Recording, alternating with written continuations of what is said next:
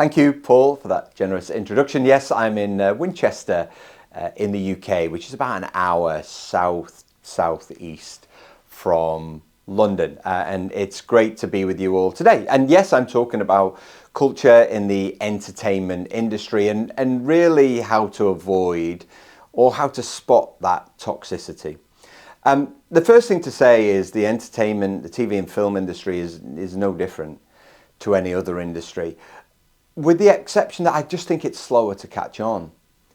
And when we had the Time's Up movement in 2018, for me, you know, it was a call to action, it was a call to arms, it was an opportunity to say as an industry, we're going to learn from this. We're actually going to make sure that we embed the change that is required to make sure that people, you know, kind of never feel a threat, bullied, whatever it might be at work. They're not overworked, they're not subject to the kind of behavior that we read about. Almost every week, every other week, there's a story in the media about toxic culture in the entertainment industry. The media never used to be interested in it. Never used to. I did a speech the other week and someone asked me a question, why the media is so interested in it. It's like, because the world has fundamentally changed. And of course, we're bringing our children up differently. We're bringing them up to expect better in the workplace, expect better from the leaders around them. And yet, my generation, Generation X, we're still the leaders, and yet we're not really doing enough to fundamentally change those cultures. And you've still got people my age who find themselves in the media for inappropriate behavior. So these are just an example of some of the stories that you will have read about. It's an issue in Hollywood, Bollywood, UK, Australia, everywhere. And for someone who writes a lot about culture and researches toxic culture, it's a soul-destroying exercise to read about people's experience. And it just doesn't have to be that way. So in the time that I've got with you today, I want to talk about what it takes to create an environment that's free of toxicity. And I'm really hoping there are things that you can take away, things that you can share here, because it's just simply not acceptable in this day and age to have a lack of psychological safety in the workplace. Honestly, it's not acceptable in any day and age to have a lack of psychological safety, but things were the way they were in the past. The thing that we can change now is the future. And it's incumbent upon people like you in the room today and also, you know, people around the rest of the world to actually take up the challenge. We just need a few what I would call lone nuts who are just dedicated to changing the way that we work and bringing to the fore not only these stories, but actually some positive intent about the way that we do things. This is my personal vision that I'm on right now, but it's a problem right now. You know, there's one survey from the Film and TV Charity in the UK in 2022, 56% of respondents had experienced bullying. And this was like 3 years ago. What must it be now? You think of new people coming into the workforce who have been nurtured, they've been cared for by their parents, they've been put at the center of the world, that they've been told that they can achieve anything. You're sending these individuals into the working world and it bears no relation to how they were brought up. And so it's incumbent upon us to actually recognize that this is a massive problem. Before I did the speech, I read a story about a toxic culture in a UK TV show. Yeah, like I said, it's almost every week now. And toxic cultures, they ruin people's lives, they ruin reputations, they kill various, you know, I was speaking to an assistant director not so long ago. It said it absolutely killed the mood of the show that they were working on. It was a 10-episode run, I think, off the top of my head. And this all happened in the third episode. It was like the rest of it was just toxic for the remaining 7 episodes. You guys know what I'm talking about. You've seen it all the time in your different roles. It's just a massive, massive problem. One of in my latest book, Detox Your Culture, I talked about a TV show by genius writer called Armando Iannucci, who I absolutely love. And the TV show was called The Thick of It. I think they did an American version.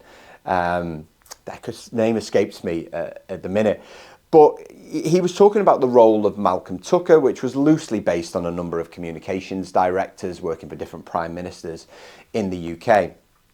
And he said that he stopped doing the thick of it because politicians were seeing it as some sort of training manual rather than a warning that this behaviour is completely and utterly unacceptable and has no place in the workforce whatsoever. And yet, there are people who still laugh at these things and think that, yeah, that's the way that we do things. No, it's not. However way you look at it, culture is the number one determinant of success. Doesn't matter whether you're a TV show, doesn't matter whether you're a movie, doesn't matter whether you're a big corporate, doesn't matter whether you're a sports team. I was in LA recently to do some work with a sporting organisation. I actually talked to the general manager of the Los Angeles Lakers about culture and the things that they're thinking about, the things that they're doing. It always will be. Now, of course, the measure of success that I'm talking about here, I'm not talking about box office numbers here. I'm talking about how much people enjoy the experience, whether they feel safe, whether they feel cared for. I'm not talking about pampering, but just were they able to bring their best self to work? Was it a pleasurable experience? That's the determinant of success. And I know you can say, but Colin, in this world, it isn't. It's the box office numbers. Yeah, sure. But do you want to find your movie, your TV show, actually being outed for having a toxic culture? Because that will kill anything that you get at the box office now. Because what we're seeing is a complete generational shift. Is if Gen Z, millennials, if they read about this stuff on the internet, they read about it on social media, on TikTok, they hear that shows are toxic, going to switch it off, going to turn it off. They're not going to want to be anywhere near any of that stuff because they recognize that it's dehumanizing and it's just completely unacceptable. So that was a very kind introduction before. Listen, just a little bit about me. I've written 5 best-selling books. I'm a professional speaker. It's not obvious with my overconfidence. And I work with organizations around the world to help them build vibrant workplace cultures that are free of toxicity. And the organizations that succeed, they've got senior leaders who are dedicated, and senior leaders exist in different formats. You've got a CEO of a major corporate. In sports teams, you might have a general manager, you might have a head coach. Obviously for you guys, you might have directors, assistant directors, kind of who are those leaders, studio heads, who are those leaders? They really recognize that it's crucially important that they build the right kind of working environment. Then you've got that middle layer of people who understand how to do it. And that's really important too, because, the allegations that were leveled at the Kelly Clarkson show and the Ellen DeGeneres show were largely around the people behind the scenes just treated people inhumanely. And Ellen's gone on record talking about the fact that the show died after the toxic allegations. Kelly Clarkson had to do a huge mea culpa on Instagram. And then you've got, so that's the second layer, and then the third layer, you've got people who really understand culture. And so that's my job here today, is to give you a real insight into understanding culture. Just enough information so that you're dangerous when you get back to wherever it is that you're going back to. So let's start with the basics. What is culture? Culture is the way we do things around here. Well, yeah, but culture is the shared values, behaviors and practices. Shared values, behaviors and practices, they're the 3 main things which shape an organization's working environment. And it's important to say here that great cultures are made up of great subcultures. So your catering team will have a subculture. Your editing team will have a subculture. Your sound team will have a subculture. And of course, your acting team will have their own subculture. A group of people who are all committed to this is the right way that we do things. But what you generally do is bring people together at the start and say, these are the things that we value, and you get the group to agree it. And yes, you can't have 500-600 people agreeing. We've got representatives of each group together. These are the things that we value. These are the behaviours that are acceptable and unacceptable. And then you've got the foundation for a great working environment. And then everybody goes back and works with their own group, and they all uphold these different elements. And that's how you get this kind of great, organization culture or team culture, whatever, movie culture, whatever you want to call it. But it's important to state here that culture is everybody's responsibility. It doesn't belong to the studio head. It doesn't belong to the director. It doesn't belong to the producer. I heard that comment before. It doesn't belong to the producer. It's everybody's responsibility. It doesn't matter whether, you've been working for a company for 5 minutes or 50 years. It doesn't matter whether you've been on a show for 1 episode or 100 episodes. It's everybody's responsibility. Everybody gets a say. But you get the culture that you choose to build. So that's a really important takeaway. It's a choice.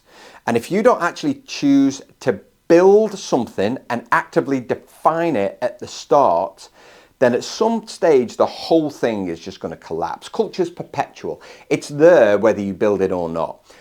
But it's only going to be positive most of the time if you actually choose to define it and build it. Most of my work, or much of my work, actually occurs when things are broken. And I always say it's much better if you bring me in at the start, because actually then we get to define things in a really playful, fun environment. And it can be fun. It really, really can. We get to do that at the start. So you mitigate the risk of it happening throughout, because as soon as you start, as you guys know, there's a massive cost if you have to down tools and stop allegations in the media and whatnot. So you do get the culture that you choose to build. So there are 6 elements to culture. I call them the 6 pillars of culture. Here's a diagram that demonstrates that.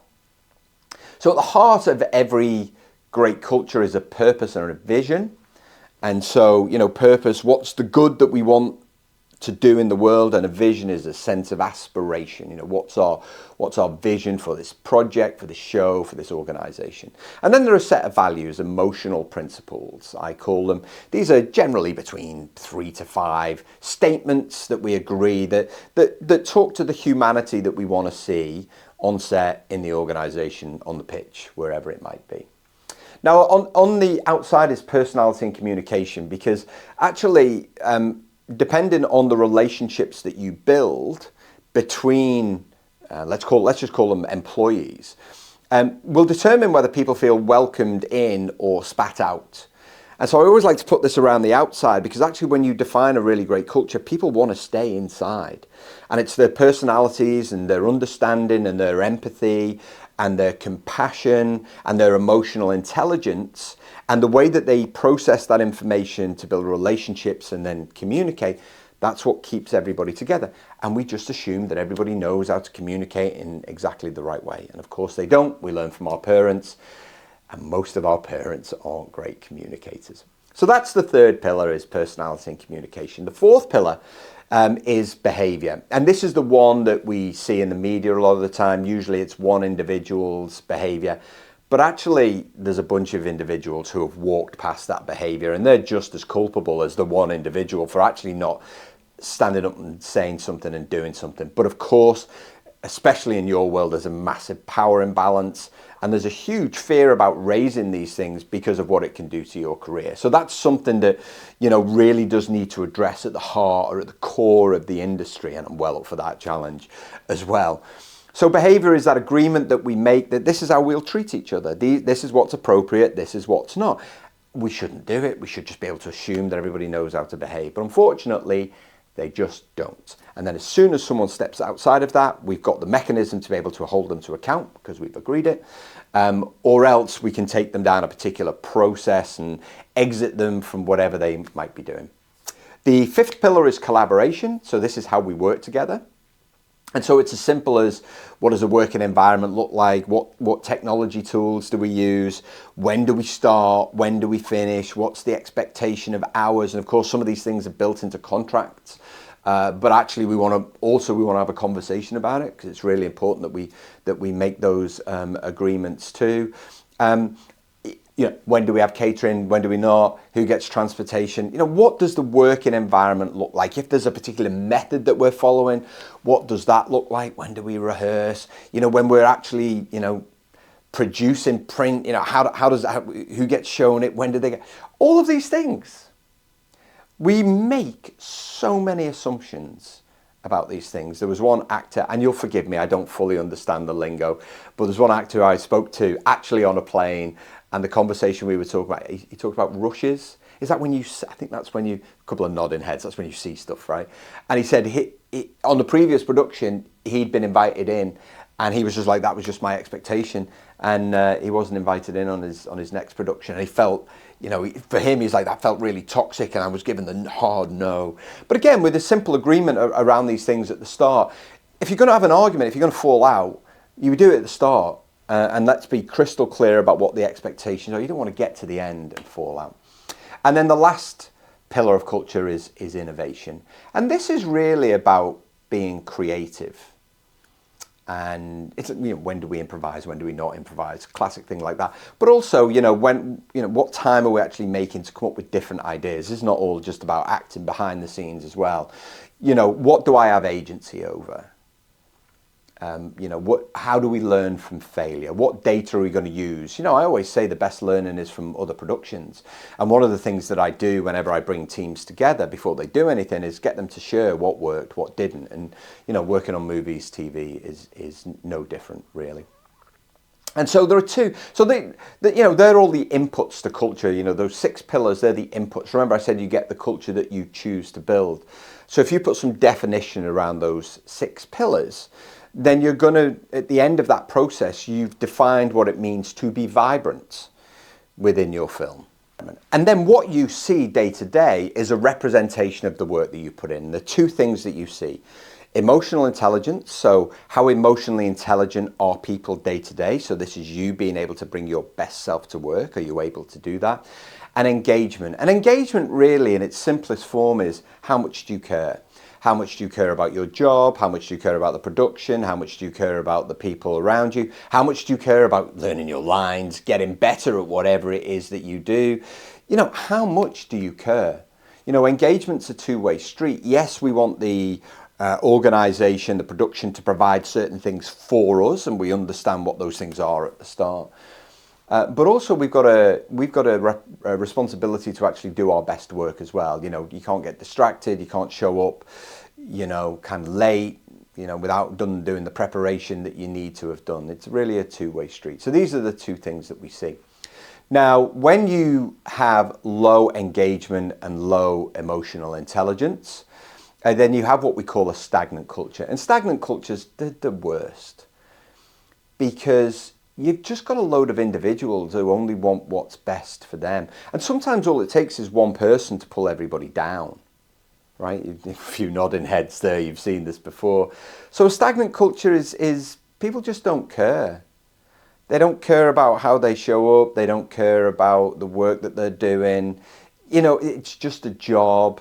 They might come on time maybe, but they'll leave, early, whatever it is. They're just doing stuff for themselves. I worked with one stagnant culture. This guy was just like, I'm just here to pick up my paycheck and I don't care about anything else. There's a real stagnant culture. When we measure these, often we give them scores. About 20 to 40% is the score for a stagnant culture. It's people being worse themselves and just not really caring about the job that they need to do. Now, almost as bad, well, not as bad, but almost a pleasant cultures. At least with pleasant cultures, you've got people who are being highly emotionally intelligent. So there's lots of empathy, there's lots of compassion. There's just no desire to really get stuff done and get it done in a way that we've achieved our goal. This is where you see deadlines slip and time slip, money slip and going over budget. Because people really aren't focused on how do we do this such that we succeed. So you end up with everybody being involved in everything. It's just a bit nice. Like, we want good humans, don't get me wrong. I'm not advocating for a nasty culture. I'll talk about that in a minute. What we want is people who bring their best self to work, but actually are really determined to contribute and to work with others to get the job done. In the corporate world, we see lots of meetings here, meeting after meeting. Everybody's invited to every meeting, hundreds and hundreds of emails that people are copied into. And like I said, it's not bad. It's just not good. It's just nice. It's just fine. Everybody's just involved in everything. Now, when you have high engagement but low emotional intelligence, you have a combatant culture. Everything's a fight, everything's a battle, and it can feel just a little bit nasty here. Just a little bit nasty. And so combatant cultures is where they work you for 20 hours without stop. I read a report where someone didn't get a bathroom break for 6 hours. Yeah, combatant culture, keep going, you've got to keep doing it. This is what it takes to work in this industry. You've heard all of those kinds of things before. This is where you get people being the worst version of themselves. And yet the dichotomy here is that they actually, they understand there's a right way to do things. And so engagement is high. We've got to do this, we've got to do this, we've got to do it in this order. They just go about it in completely the wrong way. So if you've ever, been on a production, someone shouting and screaming in your face and effing and jeffing, as I would call it, they're doing that in your face and they think that that's the right way to motivate you and they haven't taken the time to really understand who you are as a human, you'll know exactly what I mean. And that's a combatant culture. Now, again, I'm an optimistic realist. I was in business myself for 30 years. Every team, every now and again, needs a little bit of a reminder of what we're here to do. A metaphorical, let's say, kick in the pants. But you don't want to, as you look at this diagram, you don't want to be all the way to the kind of left. You're almost in the middle. Just a highly emotionally intelligent reminder of what we're here to do. Now, the thing about combatant cultures is, if you get out of here quickly, you've still got this opportunity to be vibrant. But if you stay there too long, it will turn toxic. So when you stay combatant, where all of a sudden things don't feel like they're going to change, and it's going to stay that way. Often when there's time pressures or budget pressures, I see this, is people are like, right, well, we've got to do this way, kind of for the rest of the production. I used to joke, I haven't done it for a while, that you can always tell when something's in trouble because they'll bring in a middle-aged white bloke to shout and scream at everybody because they think that that's the right way to do it. It's really not. In fact, the opposite is what's required in order to get something done. Show empathy and compassion and kindness. Yeah, who knew that if you did that, you can still succeed? And toxic, there's kind of 3 levels, but it starts out as consistently combatant, where it's just so much stress, so much anxiety. You feel bullied, you feel that way, and there's others who kind of feel that way. The next level is really about harassment, it's about unethical behavior. There's often unwanted language, and by the time you get to the point where it just becomes destructive. And that's where there is physical, sexual harassment, just all of the nasty, horrible stuff that you read about, and you just feel so sorry for people who've had to put up with that. And I've worked with organisations where people have committed suicide. That's how bad the working culture has been. But what we want, of course, is for people to bring their best selves to work, emotionally intelligent, and also to be engaged in the work that they're doing through the environment the organisation creates, as well as them, kind of doing their best job. And you get that sense of vibrancy, where there's an agreement at the start of what the culture is. We have made an agreement, we've got together, we've talked about it, we've got some mechanism of accountability, of holding each other to these agreements that we've made. That vibrancy is crucially important. We celebrate success. We challenge brilliant jerks. You know what I mean by a brilliant jerk? Sometimes it might be a talented technician or an actor who just believes in behaving a different way. Vibrant cultures don't allow that. They don't allow that. They keep it very much in-house, but they said that's not what we agreed. Of course, if you haven't made an agreement, it's very difficult to do that. And then we talk about, oh, there's such a diva. Oh, you'll get used to Colin. That's just the way he is. Absolutely not. It's not all about that one individual. And again, oh, Colin, you're naive. This is not the way the industry works. I'm here to tell you that it needs to change. You're here. You've asked me to present here because it needs to change. So we want that, sense of camaraderie. We want that. We recognise there has to be courageous conversations once in a while. Every now and again, we'll stop. We'll support each other. We have empathy. We have all of these things, and we have a growth mindset. We're constantly asking ourselves, what's possible? What can we do to make this more successful than it is? Question I always get is, does it always go to plan? Of course it doesn't, but there's a recognition in vibrant cultures that that's the case. And even though we may slip down to one of the other quadrants, we've taken the time to define what it means to be vibrant. So we've always got a pathway back there.